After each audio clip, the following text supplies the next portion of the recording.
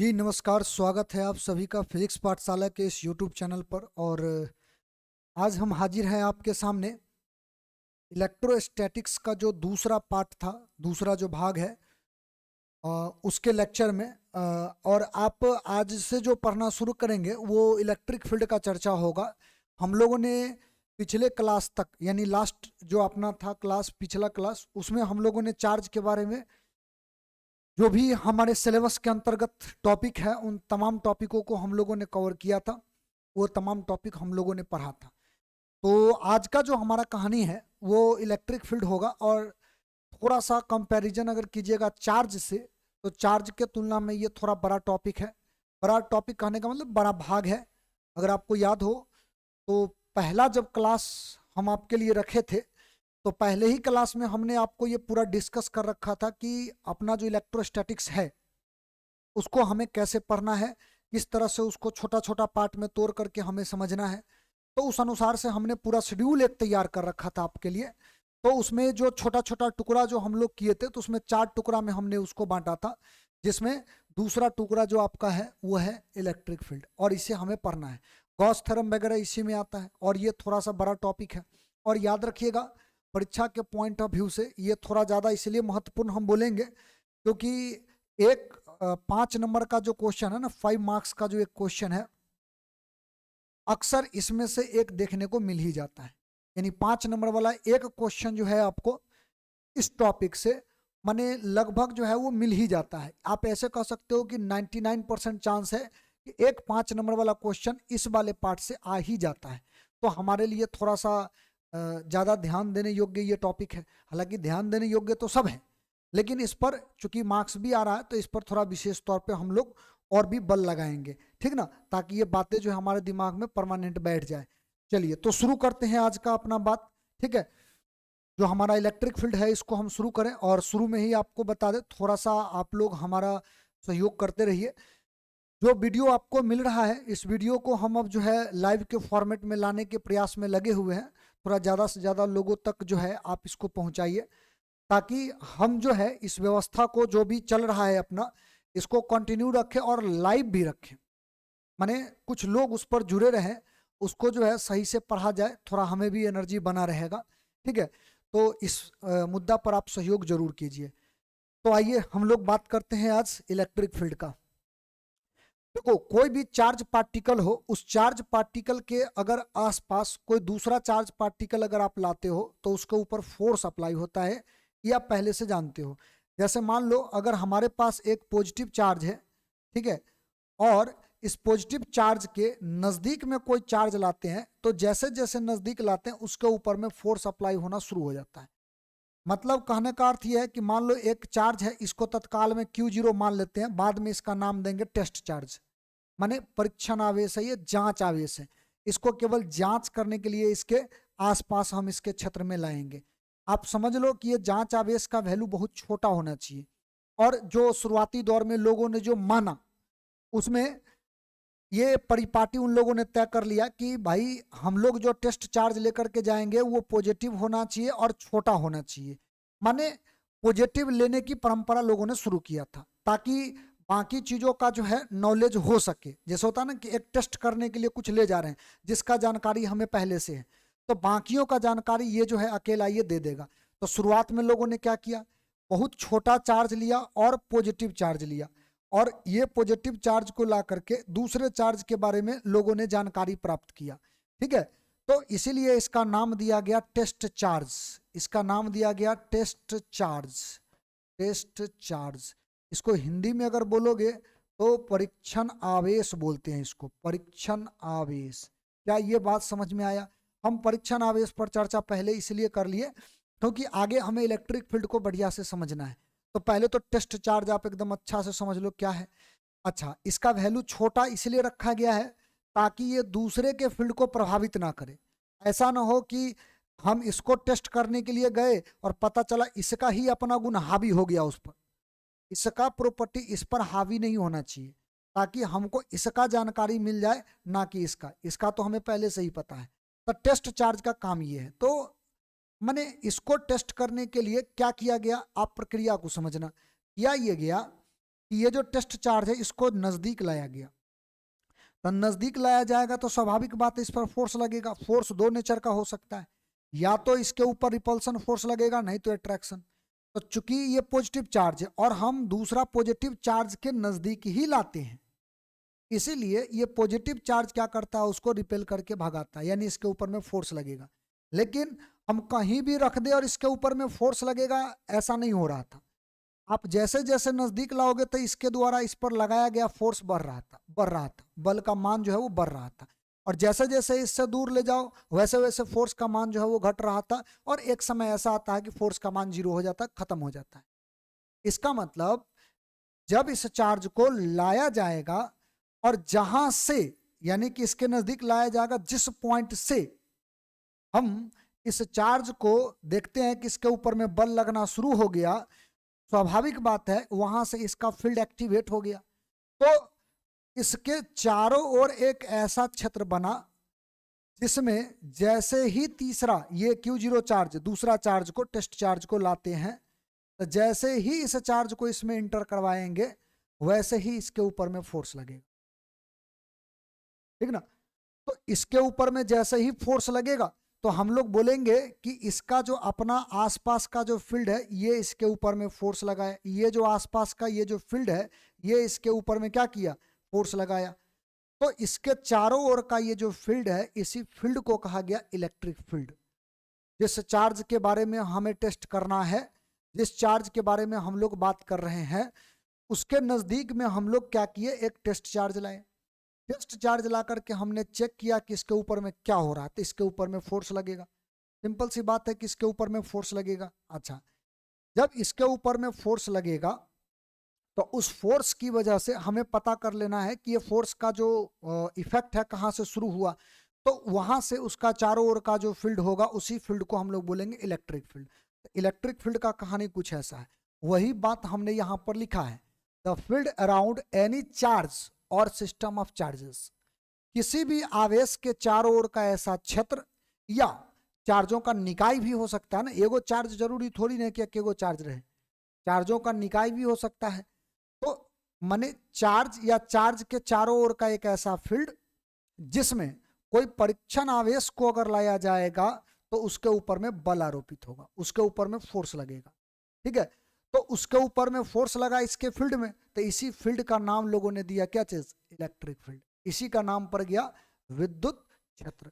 और वही बात हमने यहाँ पर आप देख लो लिखा हुआ भी है, वही चीज हमने लिखा भी है, किसी आवेश या आवेशों के समूह के चारों ओर का वह क्षेत्र जिसमें कोई आवेश एक विद्युत बल का अनुभव करता है, उसी क्षेत्र को हम लोग बोलते हैं विद्युत क्षेत्र। इतना तक बात समझ में आया। तो ये विद्युत क्षेत्र का डेफिनेशन हो गया, ठीक है। अच्छा, इसी को अब स्वाभाविक बात है कि फोर्स लग रहा है, तो जैसे जैसे हम लोग दूरी बढ़ाते हैं वैसे वैसे फोर्स का मान घट रहा है, जैसे जैसे हम नजदीक जाते हैं फोर्स का मान बढ़ रहा है। इसका मतलब उस विद्युत क्षेत्र का स्ट्रेंथ चार्ज के नजदीक ज्यादा है और चार्ज से दूर कम है। माने अगर आवेश के नजदीक आप जाते हो तो विद्युत क्षेत्र का पकड़ ज्यादा मजबूत है, तभी तो ज्यादा बल लगा रहा है। जैसे जैसे दूर जाते हो वैसे वैसे विद्युत क्षेत्र का पकड़ कम है, उसका बल उसका जो स्ट्रेंथ है वो कम होगा। तो इसमें कहा यह गया कि स्वाभाविक बात है कि इसका कैलकुलेशन किया जा सकता है। तो कैलकुलेशन किया जा सकता है तो उसको मैथमेटिकली भी डिफाइन किया गया, और मैथमेटिकली जो ऑब्जर्वेशन जो किया गया उसके आधार पर बताया ये गया कि अगर मान लीजिए हमारे पास कोई चार्ज है, कोई भी चार्ज है, लेट अस सपोज हमने एक चार्ज रखा है Q, कैपिटल Q, ठीक ना, और इसके चारों ओर एक फील्ड बना है, ये जो कैपिटल Q है इसके चारों ओर एक फील्ड बना है, और हमें बाहर से एक टेस्ट चार्ज लाना है और टेस्ट चार्ज ला करके इसके फील्ड में रख देना है, ठीक ना। तो जैसे ही टेस्ट चार्ज को इसके फील्ड में ला दोगे तो इसके ऊपर में एक फोर्स लगेगा।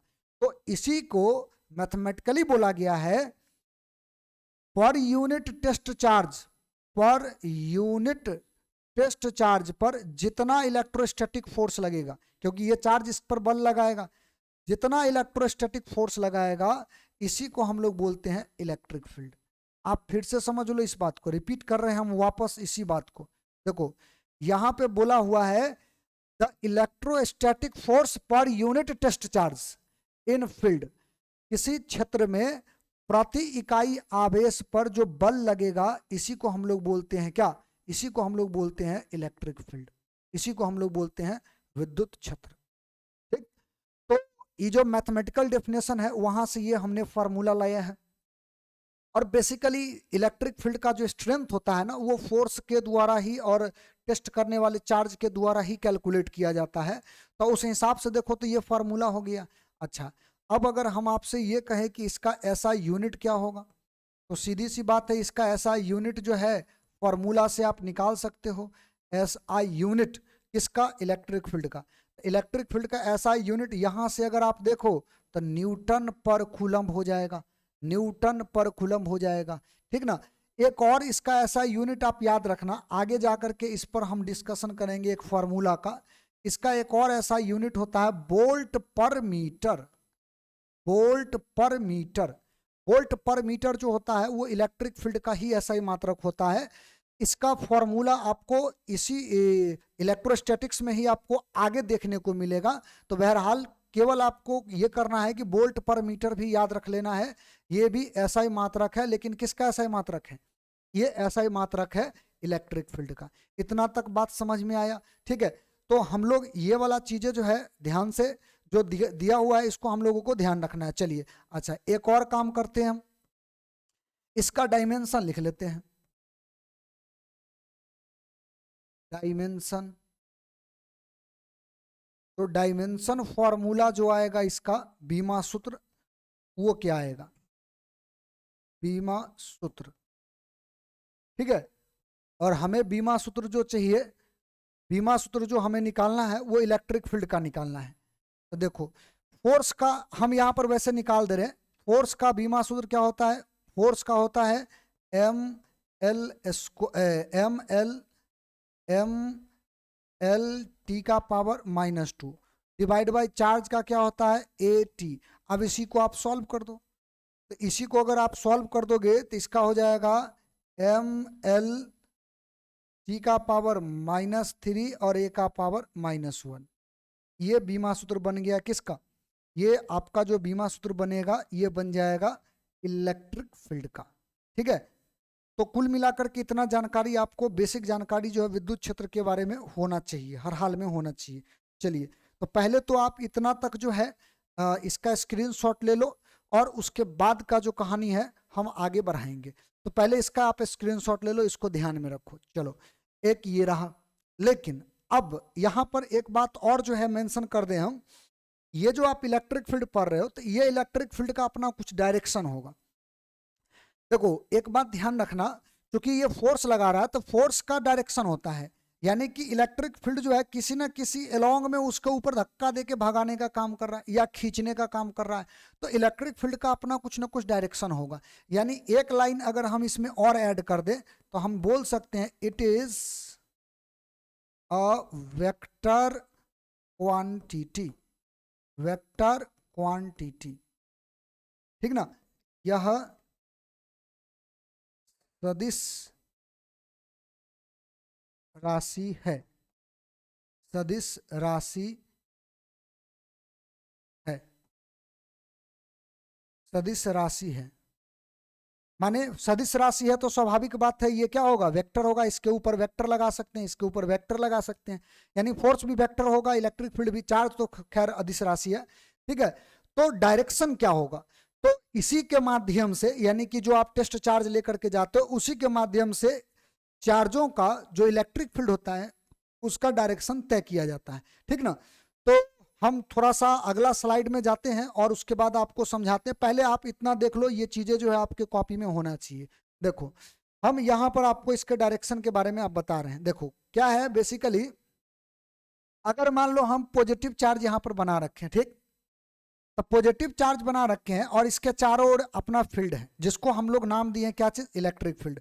देखो गुरुत्वाकर्षण में भी तू लोग पढ़ा होगा, गुरुत्वाकर्षण में उसको ग्रेविटेशनल फील्ड बोलते हैं, कोई मास के चारों ओर का जो फील्ड होता है।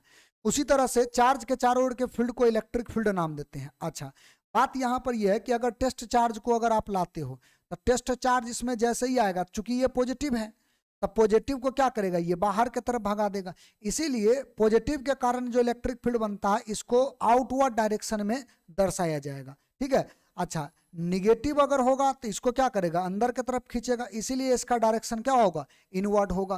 तो याद रखिएगा, आपको याद रखना है ये पॉइंट को, पॉजिटिव चार्ज का जो इलेक्ट्रिक फील्ड होता है वो रेडियली आउटवर्ड होता है, बाहर की तरफ होता है, इस तरह से होगा। ये बात समझ में आया? इस तरह से हम लोग क्या करेंगे, बाहर की तरफ दर्शा देंगे। पॉजिटिव चार्ज के कारण जो विद्युत क्षेत्र होगा वो रेडियली आउटवर्ड होगा। आप यहां पर नहीं हो तो लिख सकते हो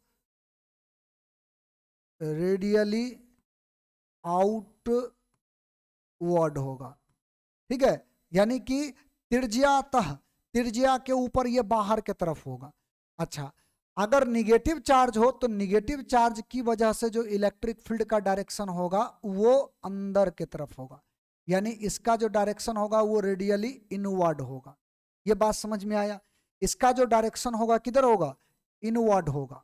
ऐसे हम दर्शा लेते हैं, थोड़ा और साफ दिखाई देगा आपको, है ना, इस तरह से। ये क्या है, अंदर के डायरेक्शन में है। तो अगर कहीं पर आपको पॉजिटिव चार्ज मिल जाए और आपसे पूछा जाए कि बताओ इसका डायरेक्शन क्या होगा, तो इसका डायरेक्शन रेडियली आउटवर्ड होगा। और निगेटिव की वजह से अगर पूछा जाए तो इसका क्या होगा, इसका हो जाएगा रेडियली इनवर्ड, इनवर्ड, यानी कि चार्ज के तरफ इलेक्ट्रिक फील्ड का डायरेक्शन होगा और यहां पर चार्ज से बाहर की ओर इलेक्ट्रिक फील्ड का डायरेक्शन होगा।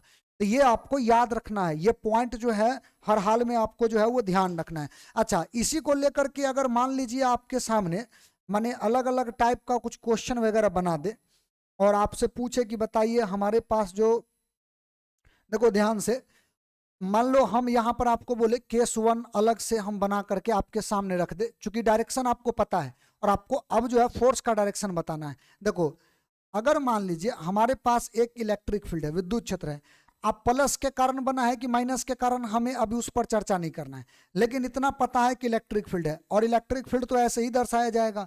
तो मान लो ये इलेक्ट्रिक फील्ड का डायरेक्शन है इधर की तरफ, और इसमें हम लोग चार्ज रख सकते हैं दो तरह का, या तो आप इसके ऊपर में पॉजिटिव चार्ज रख दो, पॉजिटिव चार्ज रख दो। अगर केस 2 हम बना दे यहां से, तो ऐसा है कि फिर से इलेक्ट्रिक फील्ड हम यहां पे ड्रॉ करेंगे, यहां पर फिर से इलेक्ट्रिक फील्ड हम यहां पर ड्रॉ करेंगे और यहां पर क्या करेंगे ना, यहां पर एक निगेटिव चार्ज रख देंगे, ठीक है।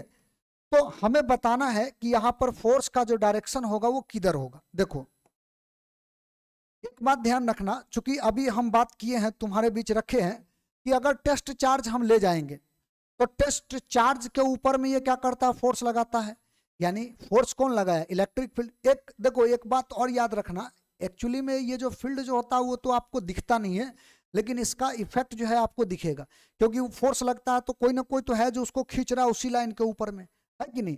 तो ध्यान रखना इस बात को, अगर इस फील्ड में पॉजिटिव चार्ज को अगर फेंकोगे ना, कोई इलेक्ट्रिक फील्ड है और इसमें अगर पॉजिटिव चार्ज को फेंकोगे तो याद रखना इस पॉजिटिव चार्ज के ऊपर में इलेक्ट्रिक फील्ड के डायरेक्शन में ही फोर्स लगेगा, इसी के डायरेक्शन में फोर्स लगेगा।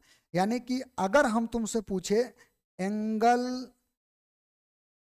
Between force and electric field बराबर क्या होगा, तो आपका जवाब होना चाहिए 0 डिग्री।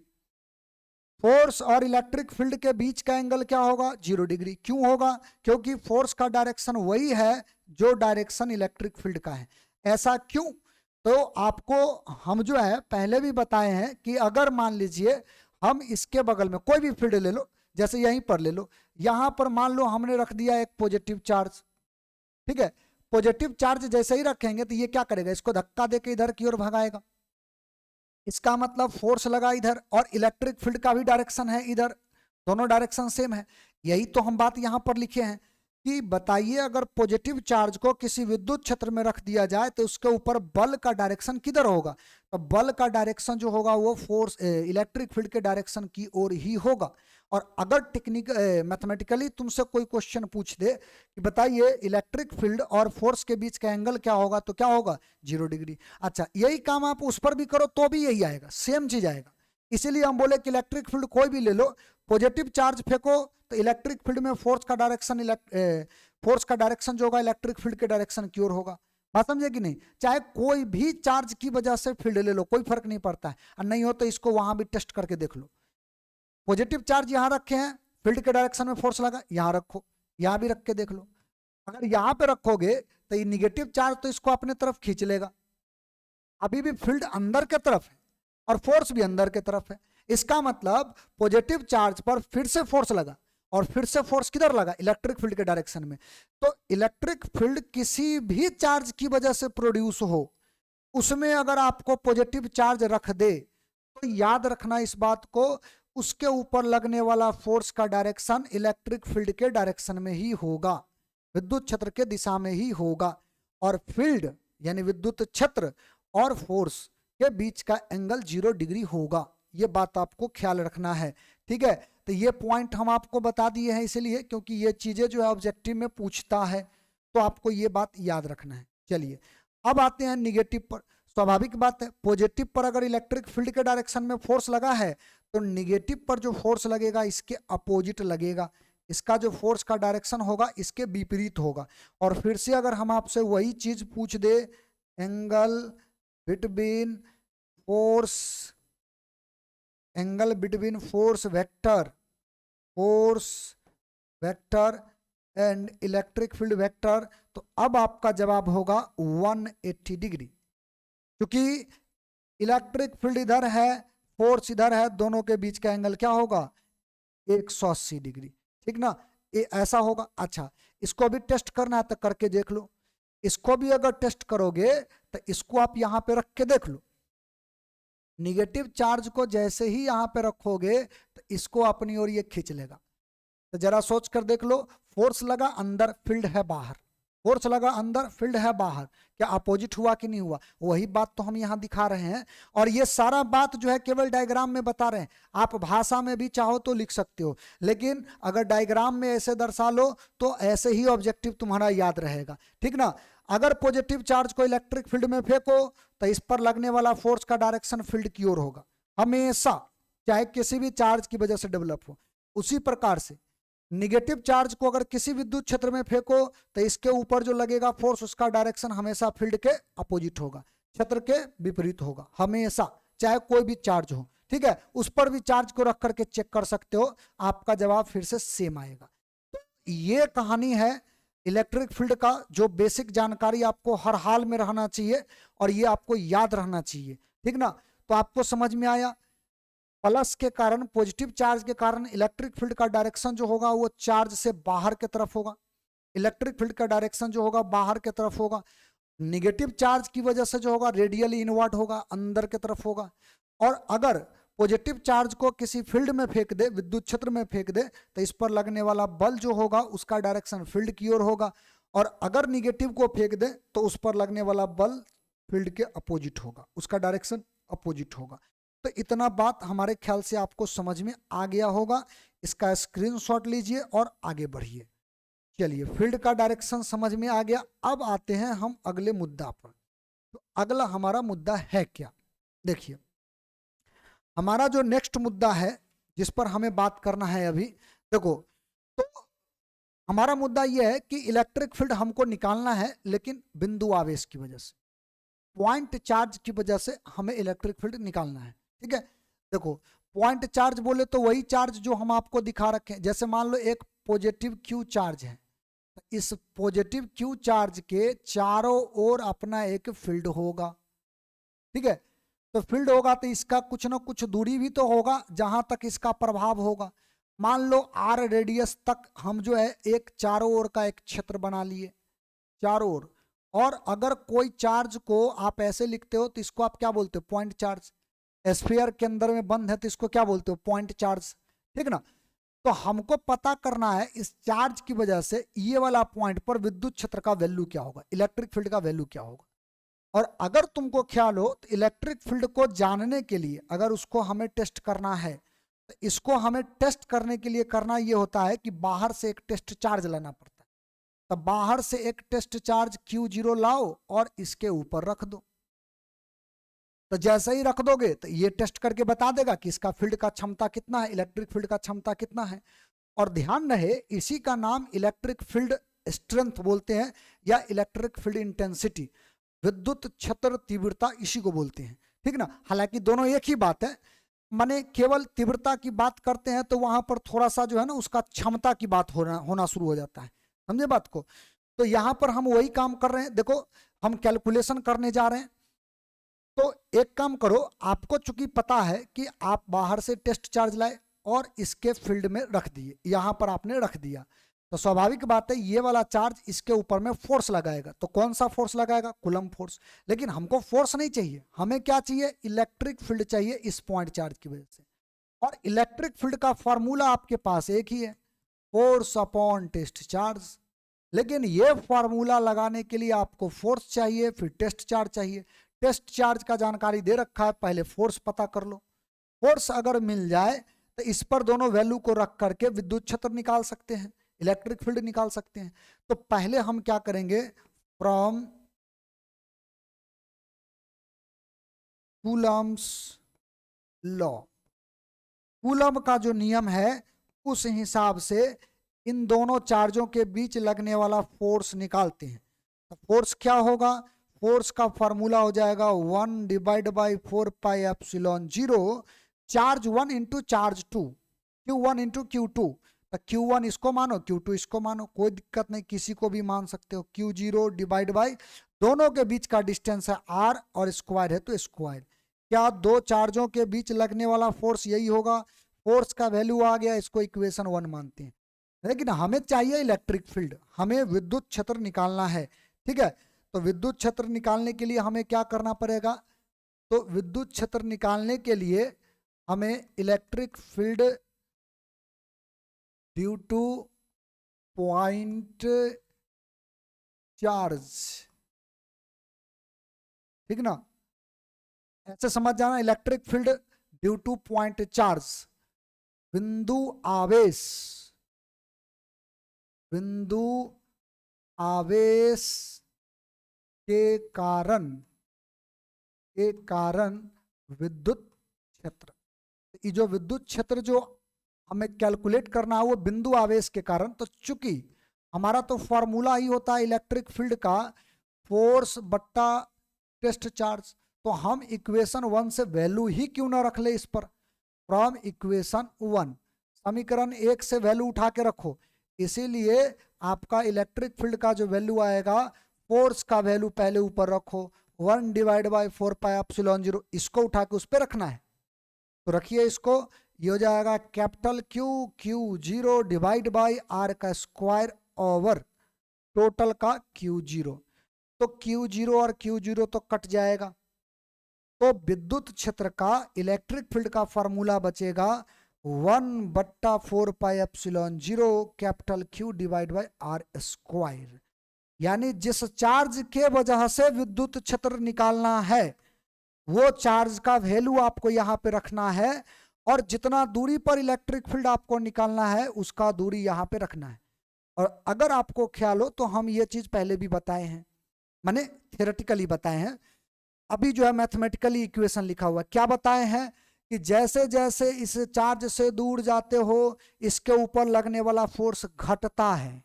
इसका मतलब जैसे जैसे दूर जाते हैं विद्युत क्षेत्र का प्रभाव घटता है, और जैसे जैसे चार्ज के नजदीक आते हैं वैसे वैसे इसका प्रभाव बढ़ता है। तो अगर ये R स्क्वायर इनवर्सली प्रोपोर्शनल है इलेक्ट्रिक फील्ड का, ये तो उसी का न चिन्ह है, ये तो उसी का जानकारी दे रहा है हमें। तो बेसिकली ये बात आपको जो है ध्यान में रखना है, ठीक, यहां तक कोई दिक्कत। तो अब आते हैं हम इसके वेक्टर फॉर्म को लिखने पर। देखो ये जो बात हम आपको बताए हैं इसका जो है वेक्टर फॉर्म भी आपको लिख लेना है, ठीक ना। इन वेक्टर फॉर्म, इन वेक्टर फॉर्म, फॉर्म, इन वेक्टर फॉर्म, सदिश रूप में। तो सदिश रूप में हमको इसको दर्शाना है, जो फॉर्मूला था। तो बेसिकली इलेक्ट्रिक फील्ड तो वेक्टर ही है, उसका डायरेक्शन होता है प्लस के कारण बाहर के तरफ, माइनस के कारण अंदर के तरफ, पॉजिटिव चार्ज बाहर की ओर, निगेटिव चार्ज अंदर की ओर, डायरेक्शन है। अच्छा, हम इसका फॉर्मूला लिखते 1 divide by 4 pi epsilon 0, charge जैसे था वैसा ही लिख दो, और बट्टा में डिस्प्लेसमेंट वो जो आप लिखे थे रेडियस, वो रेडियस का वेक्टर यहाँ पे डाल दो और मॉड लगा के स्क्वायर कर दो, ठीक है।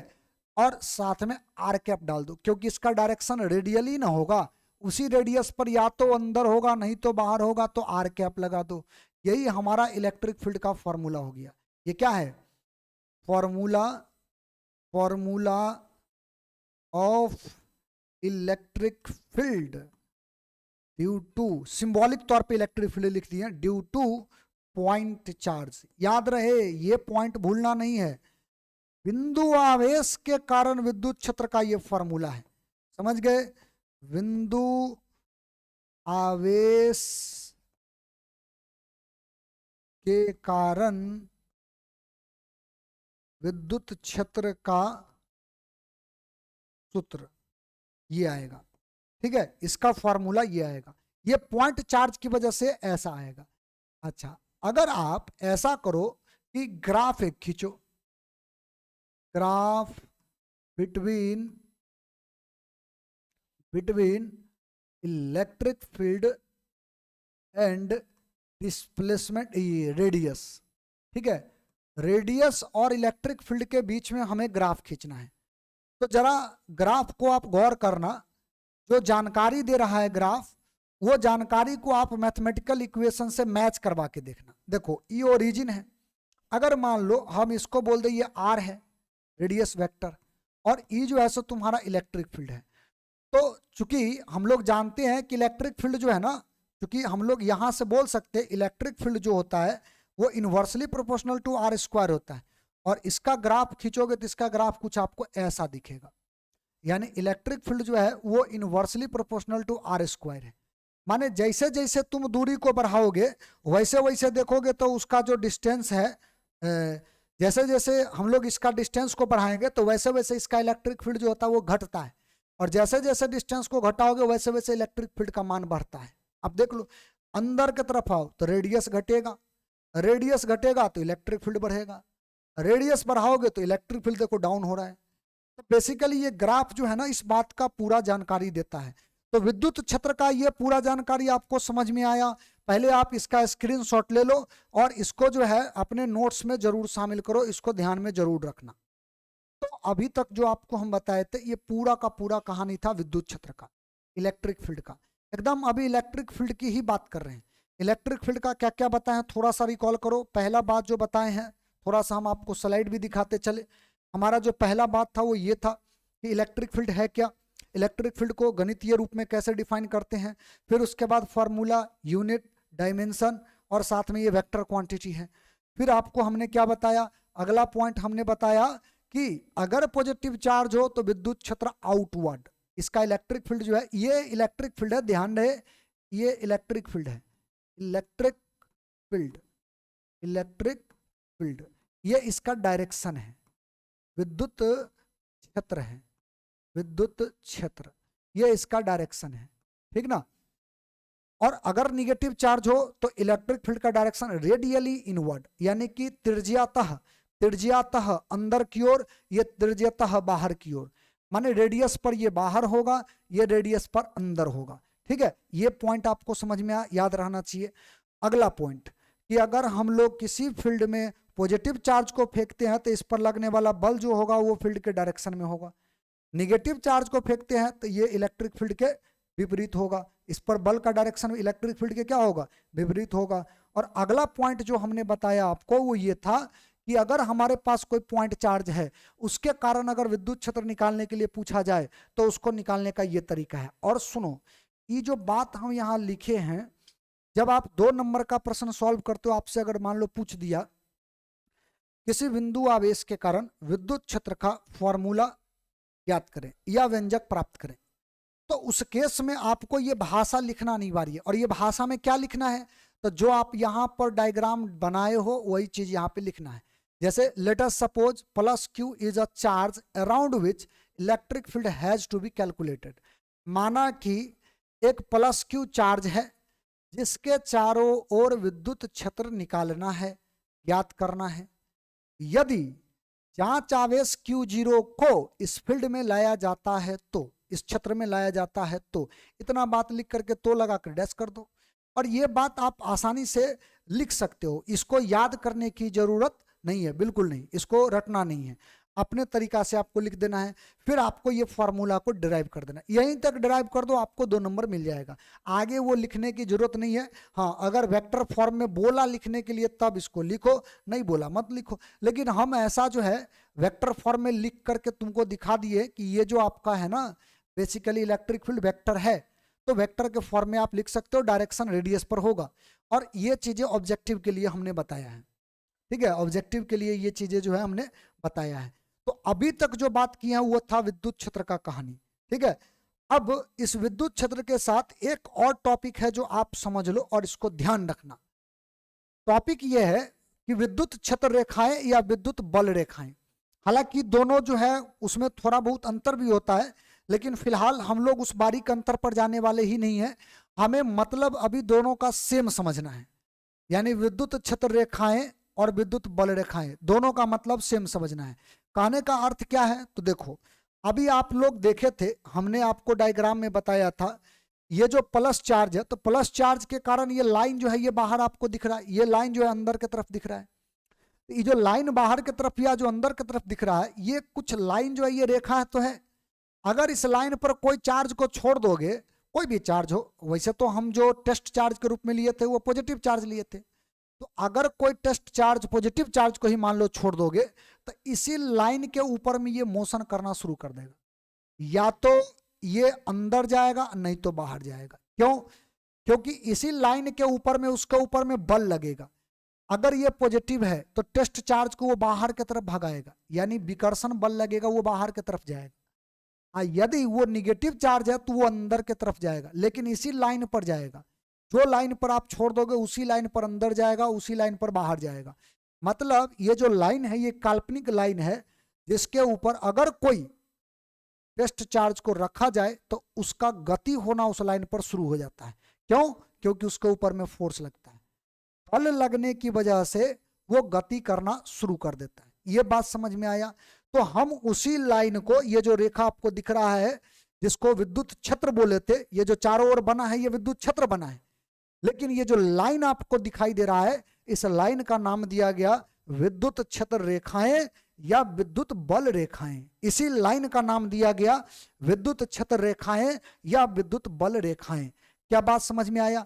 चारों ओर का जो फील्ड है उसको तो विद्युत क्षेत्र बोल दिए, लेकिन जिस लाइन से आप उसका डायरेक्शन को दिखाए थे उस लाइन को हम लोग नाम देंगे विद्युत क्षेत्र रेखाएं या विद्युत बल रेखाएं। वही चीज यहां लिखे हैं, द लाइन्स अराउंड चार्जेस, किसी आवेश के चारों ओर का रेखा, on which unit test charge experiences force, जिसके ऊपर में कोई इकाई धनावेश जो है ना वो बल का अनुभव करेगा यदि उसके ऊपर में इसे रखा जाए, प्लेस्ड किया जाए, उसके ऊपर में रखा जाए तो उसके ऊपर बल लगेगा। तो उसी रेखा को हम लोग बोलते हैं विद्युत क्षेत्र रेखा। हमारे ख्याल से विद्युत क्षेत्र रेखा आप समझ गए, याद हो जाना चाहिए।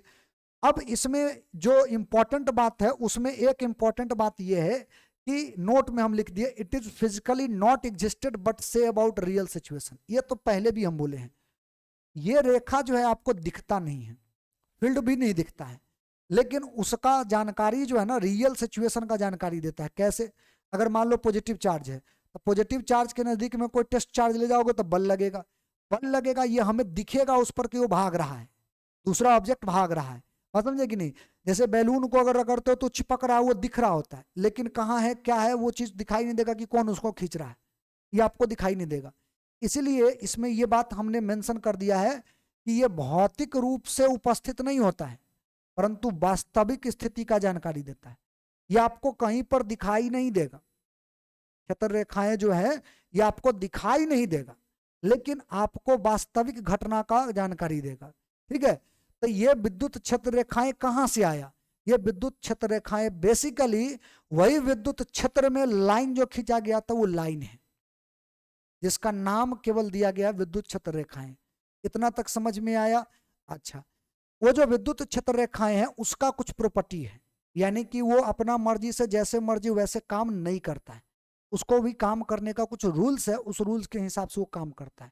उसी को हम यहाँ पर जो है हेडिंग बना रखे हैं properties of electric field lines, और ये पॉइंट बना करके हम इसलिए लिख दिए हैं क्योंकि आपसे जो है ना इसका प्रॉपर्टी पूछता है, कहता है कि बताइए विद्युत क्षेत्र रेखाओं का गुण क्या है, उसका प्रॉपर्टी हमें बताइए, ठीक ना। तो ये प्रॉपर्टी आपसे पूछता है। हम जो है फटाफट 2-4 प्रॉपर्टी पर जो है अभी जो भी प्रॉपर्टी हम लोग पढ़ेंगे उस प्रॉपर्टी पर थोड़ा सा हम लोग चर्चा कर लेते हैं कि इसका प्रॉपर्टी क्या क्या है, और फिर जो जो चीजें हम लोग अभी देखेंगे वो पूरा का पूरा टर्म जो है आपको ध्यान में रहना चाहिए। चलिए फटाफट इसके प्रॉपर्टी पर हम चर्चा कर लेते हैं। देखो पहला प्रॉपर्टी है electric lines of force are imaginary. ये तो पहले ही बता दिए हैं कि ये फिजिकली एग्जिस्ट नहीं करता है, यानी ये भौतिक रूप से उपस्थित नहीं है, परंतु वास्तविक स्थिति का जानकारी देता है। तो बात तो वही हुआ ना कि ये एक काल्पनिक रेखा है जो हम अपना मन से मनगढ़ंत तरीका से एक लाइन खींच दिए हैं, लेकिन कहानी एकदम सच सच बताता है, ठीक है। तो इसीलिए ये पहला प्रॉपर्टी हो गया कि विद्युत बल रेखाएं काल्पनिक होता है, ये इसका गुण है, बात समझे।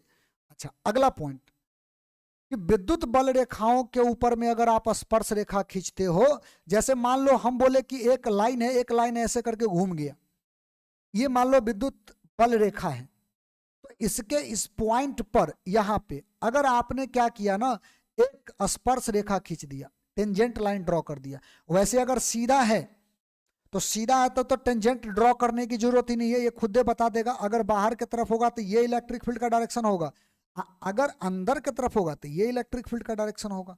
अंदर भी हो सकता है बाहर भी हो सकता है, तो स्ट्रेट लाइन पर तो आपको ऐसे दिखेगा। लेकिन अगर 2 चार्ज 3 चार्ज के कारण जो है हम लाइन को टेढ़ा कर लें, इसके किसी भी पॉइंट पर अगर आप स्पर्श रेखा खींचिएगा ना, किसी भी पॉइंट पर अगर स्पर्श रेखा खींचिएगा तो इस पॉइंट पर इलेक्ट्रिक फील्ड का डायरेक्शन मिल जाएगा। अच्छा अगर कोई यहां पर स्पर्श रेखा खींचे तो यहां पर खींचेगा तो ऐसे खिंचाएगा, इसका मतलब यहां पर इलेक्ट्रिक फील्ड का डायरेक्शन इधर होगा और यहां पर इलेक्ट्रिक फील्ड का डायरेक्शन इधर होगा। यहां पर खींचोगे तो अंदर होगा, बात समझे कि नहीं। माने आप जहां पर भी विद्युत क्षेत्र रेखाओं के ऊपर में टेंजेंट लाइन ड्रॉ करेंगे उस पॉइंट पर विद्युत क्षेत्र का डायरेक्शन पता चलेगा। ये बात समझ में आया। तो विद्युत क्षेत्र का डायरेक्शन पता चलेगा, विद्युत क्षेत्र का दिशा आपको जो है वो जानकारी में आएगा। वही बात लिखें, इसका ये प्रॉपर्टी हो गया, tangent to the line of force at a point gives the direction of electric field. बल रेखाओं के किसी बिंदु पर खींचा गया स्पर्श रेखा विद्युत क्षेत्र की दिशा प्रदान करती है। इतना समझ में आया। अब तीसरा प्रॉपर्टी कहता है they emanates from a positive charge and terminates at negative charge. मतलब ये हुआ कि ये जो क्षेत्र रेखा है ना, ये पॉजिटिव से निकलेगा और निगेटिव पे समाप्त होगा। पॉजिटिव से, जैसे पॉजिटिव से हम आप देखेंगे तो पॉजिटिव से इलेक्ट्रिक फील्ड जो है वो बाहर के डायरेक्शन में होता है, निगेटिव पर इलेक्ट्रिक फील्ड का डायरेक्शन इनवर्ड होता है, अंदर की तरफ होता है। इसका मतलब ये पॉजिटिव से निकला और निगेटिव पर समाप्त हो गया, यही तो हुआ। और भी अगर लाइन आप ड्रॉ करोगे तो इसको खींच करके इस तरह से अपने तरफ ये बुला लेगा, और भी लाइन अगर इस तरह से खींचोगे तो इसको भी वैसा ही काम करेगा, अपने तरफ ये बुला लेगा, समझे बात को। और भी अगर आप खींचो तो इसी तरह से आपको ये चीजें जो है वो देखने को मिलेगा। सीधे तौर पे हम ये बोल सकते हैं कि ये क्या करेगा, पॉजिटिव चार्ज से निकलेगा और निगेटिव चार्ज पर समाप्त हो जाएगा, निगेटिव चार्ज में इनवर्ड अंदर की तरफ जाएगा, ऐसे ऐसे, बात समझ में आया। लेकिन पॉजिटिव चार्ज से क्या होगा, ये बाहर की तरफ निकलेगा, ये बाहर की तरफ निकलेगा, इस तरह से। वही बात हमने यहां पर लिखा। तो 3 प्रॉपर्टी फटाफट आपके दिमाग में छप जाना चाहिए, ठीक है।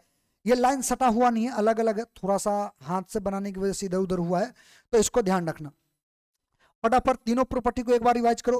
पहला प्रॉपर्टी, पहला गुण क्या है, ये इमेजिनरी है, काल्पनिक रेखा है। दूसरा, इस स्पर्श रेखा इसके ऊपर यानी विद्युत बल रेखा के ऊपर किसी भी पॉइंट पर खींचा गया स्पर्श रेखा क्या देगा हमें, तो वो देगा विद्युत क्षेत्र का डायरेक्शन, विद्युत क्षेत्र का दिशा। समझ में आया। अगला तीसरा पॉइंट, ये हमेशा पॉजिटिव से निकलेगा, निगेटिव पे समाप्त होगा।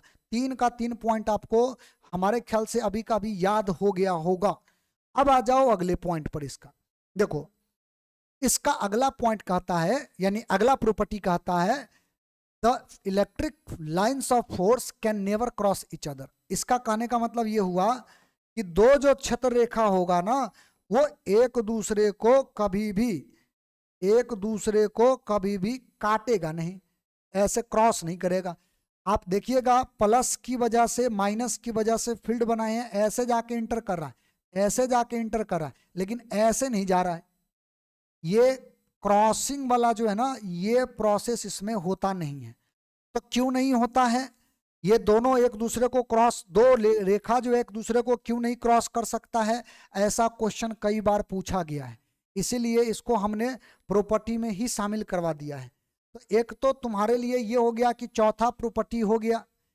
फील्ड लाइंस का आपसे अगर चौथा गुण पूछे तो चौथा गुण तो आपके सामने हो ही गया, लेकिन साथ में 2 नंबर का क्वेश्चन भी आपके सामने डाल दिए कि आपसे अगर पूछे कि 2 फील्ड लाइन यानी 2 बल रेखाएं एक दूसरे को क्रॉस नहीं कर सकती है, तो क्यों? कोई तो रीजन होगा जिसकी वजह से ये क्रॉस नहीं कर सकती है। तो नीचे आपका क्वेश्चन का यहां पर जो है हमने जवाब भी लिख रखा है, इसका पूरा का पूरा जो जवाब है वो भी लिख रखा है। लेकिन अभी पहले हम इसको समझेंगे। देखो, हम पहले समझ लेते हैं और जो समझेंगे वही बात यहां पर लिखा हुआ है। आप भाषा अपना बना लेना, जरूरी नहीं है ऐसे, हम तुम्हारे सुविधा के लिए जो है भाषा यहां पर लिख दिए, समझे ना बात को, लिख दिए। लेकिन अगर आप चाहे तो अपना भाषा से भी जवाब दे सकते हैं। देखो, चाहे क्या वही ज्यादा सटीक होगा।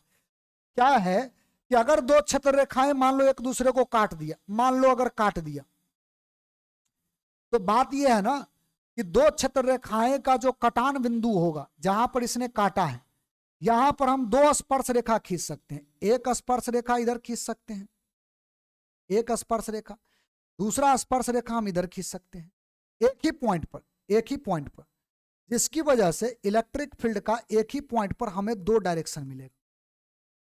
जब 2 छत्र रेखाएं एक दूसरे को काटे, मान लो ये फर्स्ट है ये सेकंड है, 2 छत्र रेखाएं एक दूसरे को काटता है, तो उस केस में जहां पे इसने काटा है, इसके कटान बिंदु पर यानी जहां पे ये काटा है इंटरसेक्शन पॉइंट पर हम 2 स्पर्श रेखा खींच सकते हैं, एक इधर की ओर एक इधर की ओर।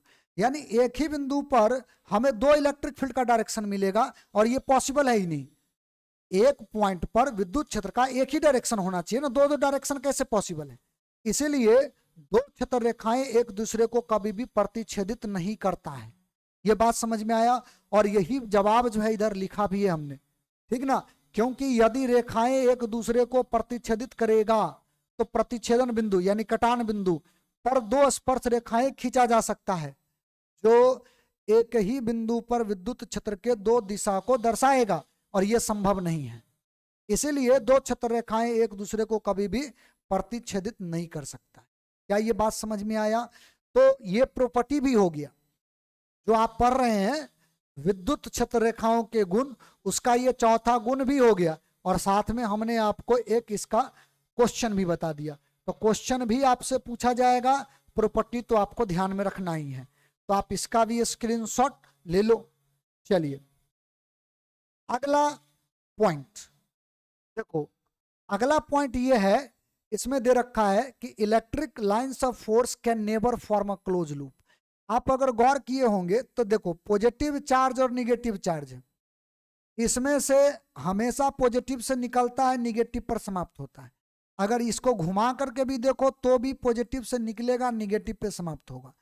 तो अगर आप गौर करोगे ना, तो ऐसे गया है लेकिन वापस आया नहीं है, यानी कि हमको गोल दिख तो रहा है लेकिन ये लूप ऐसे गया, बात समझे कि नहीं, ऐसे गया और इधर से भी जा रहा है। कहने का मतलब सॉरी, इधर से भी जा रहा है ऐसे। इसको क्लोज लूप का मतलब ये होता है कि इधर से गया इधर से वापस आएगा, इसको बोलते हैं क्लोज लूप। ये बंद है, ये बंद लूप की बात है। और यहां पर अगर आप गौर से देखो तो इधर से जा रहा है और इधर से आ नहीं रहा है, बल्कि इधर से फिर वापस जा रहा है। तो लूप तो दिख रहा है लेकिन ये बंद नहीं है, इसीलिए ये भी इसका एक प्रॉपर्टी के अंतर्गत हो गया। इसको भी आप याद रख सकते हो। अगर आपसे पूछे कि विद्युत क्षेत्र रेखाओं का जो गुण है, उस गुण में क्या इसमें जो लूप बनता है वो बंद होता है या ओपन होता है? ओपन होगा। क्यों? आप ये चीजें अभी एक्सप्लेनेशन में आपने देखा, ये क्लोज लूप का निर्माण नहीं करता है। ठीक है। अच्छा, अगला पॉइंट ये है कि अगर मान लो ये पॉजिटिव चार्ज है, ये नेगेटिव चार्ज है, तो गौर करना आप लोग, हम यहां से इस चीज को इस तरह से मिलाते हैं, ये ऐसे आएगा। तो अगर आप गौर करना तो चार्ज के नजदीक में इलेक्ट्रिक फील्ड लाइन का जो घनत्व है ना वो ज्यादा है, डेंसिटी ज्यादा है। इसके नजदीक में डेंसिटी क्या है, ज्यादा है। डेंसिटी जो है वो क्या है, ज्यादा है। लेकिन अगर आप दूरी पे चले जाओ तो यहां पर आप देखो तो इलेक्ट्रिक फील्ड लाइन का डेंसिटी जो है वो कम है। तो जहां पर फील्ड लाइन का डेंसिटी ज्यादा होता है वहां पर इलेक्ट्रिक फील्ड का क्षमता भी ज्यादा होता है, उसका स्ट्रेंथ भी ज्यादा होता है। और जहां पर फील्ड लाइन का डेंसिटी कम होता है वहां पर इलेक्ट्रिक फील्ड का स्ट्रेंथ भी कम होता है। जैसे अगर मान लीजिए हम आपको कह दे कि हमारे पास एक जो है इस तरह का पॉइंट बना हुआ है, ऐसे बना हुआ है ऐसे। तो हम आपसे बोले एक पॉइंट मेरे लिए ये है, एक पॉइंट ये है और एक पॉइंट ये है, ठीक ना। ऐसे हमने आपको बना रखा है, इसका नाम ए डाल दिए, इसका नाम बी डाल दिए, इसका नाम सी डाल दिए। तो अगर गौर करोगे तो तीनों line C A B C तीनों पॉइंट पर क्या है, 3 लाइन है कुछ कुछ दूरी पर। यहां पर काफी नजदीक है, यहां पर थोड़ा सा दूरी पर है, यहां पर इन दोनों के कंपैरिजन में ज्यादा दूरी पर है। तो अब अगर आपसे पूछे कि electric field A, electric field B, electric field C, इन तीनों में इलेक्ट्रिक फील्ड का मान ज्यादा कहां होगा, तो जाहिर सी बात है जहां डेंसिटी ज्यादा होगा इलेक्ट्रिक फील्ड वहां ज्यादा होगा। बी से ज्यादा ए पर होगा और सी से ज्यादा बी पर होगा। यानी कि इलेक्ट्रिक फील्ड का मान सबसे ज्यादा स्ट्रेंथ कहां होगा, ए पर, उसके बाद बी पर और उसके बाद सी पर। वही बात यहां पर लिखा हुआ है, जहां विद्युत क्षेत्र प्रबल होता है वहां बल रेखाओं का घनत्व अधिक होता है। यहां पर डेंसिटी ज्यादा है, कम दूरी में ज्यादा है, यहाँ ज्यादा दूरी में कम है, यहाँ बहुत ज्यादा दूरी पर जो है कम है, माने 3 लाइन है, ठीक है कि नहीं। यहाँ पर ज्यादा दूरी पर 3 लाइन है, यहाँ पर कम दूरी पर 3 लाइन है, यहाँ पर बहुत ज्यादा दूरी पर 3 लाइन है। तो यहाँ का इलेक्ट्रिक फील्ड ज्यादा होगा, यहाँ का इलेक्ट्रिक फील्ड कम होगा, माने कम सामर्थ्य होगा, यहाँ के इलेक्ट्रिक फील्ड का सामर्थ्य और भी कम होगा। वही बात यहाँ लिखा हुआ है, जहां विद्युत क्षेत्र प्रबल होता है वहां बल रेखाएं का घनत्व अधिक होगा, यहाँ पर अधिक होगा। और जहां ये उल्टा होगा, दुर्बल होगा, वहां पर बल रेखाओं का घनत्व क्या होगा, कम होगा। तो कुल मिलाकर के हमने 6 प्रॉपर्टी आपको बताया है विद्युत क्षेत्र रेखाओं का, 6 गुण हमने आपको बताया है। और 6 का 6 गुण बहुत आसान है, कोई भारी बात नहीं है। तो आज का क्लास जो है इसको हम यहीं पर समाप्त करते हैं। आप लोग अभी विद्युत क्षेत्र के बारे में पढ़ें, अब पूरा प्रॉपर जो उसका जो बेसिक जानकारी होता है वो हमने आपको दिया है। और आज हम लोगों ने इसको शुरू किया है, तो इलेक्ट्रिक फील्ड और इलेक्ट्रिक फील्ड लाइंस, ये तीनों के बारे में जो आपने पढ़ा है इसको आप अच्छे से तैयार कर लो, ठीक है। तो अगले क्लास में हम और भी इस मुद्दा पर बात करेंगे, और ज़्यादा से ज़्यादा जो इससे जुड़ा हुआ जो भी आपका क्वेश्चन वगैरह जो होगा उसको भी हम आपको माने ये चीज़ प्रोवाइड करेंगे, इसमें आपको शामिल करेंगे, डेफिनेटली उसको भी हम शामिल करने वाले हैं, ठीक है। तो बाकी का बातें जो है हम लोग करेंगे अगले क्लास में। तब तक हम वीडियो को जो है यहीं पर स्टॉप करते हैं।